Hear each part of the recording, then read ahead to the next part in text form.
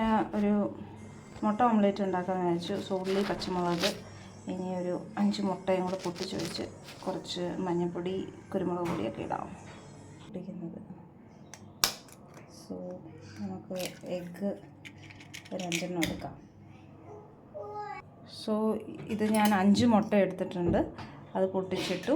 അത് കഴിഞ്ഞ് കുറച്ച് കുരുമുളക് പൊടി, പിന്നെ കുറച്ച് മഞ്ഞൾപ്പൊടി ഒക്കെ ഇട്ടിട്ട് നമുക്ക് നന്നായിട്ടൊന്ന് ബീറ്റ് ചെയ്യാം. നീയോ? എന്നാ ബീറ്റ് ചെയ്തോ.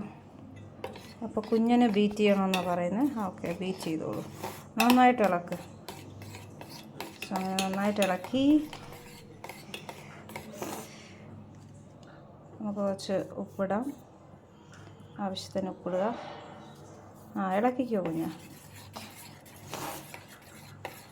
കരഞ്ഞ് ആകെ വശം കിട്ടിയിരിക്കുകയാണ് ചെട്ട്.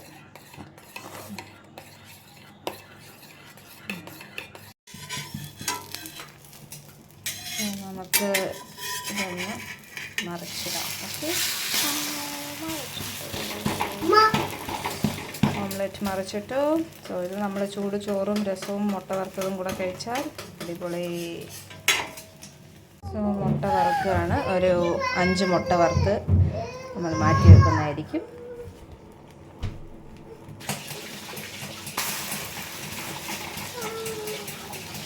അങ്ങനെ നമ്മുടെ മുട്ടയൊക്കെ വറുത്തു. It's almost done. 5 മുട്ട വറുത്തു. അപ്പോൾ എല്ലാവരും വീട്ടിൽ ട്രൈ ചെയ്ത് നോക്കൂ. ബൈ.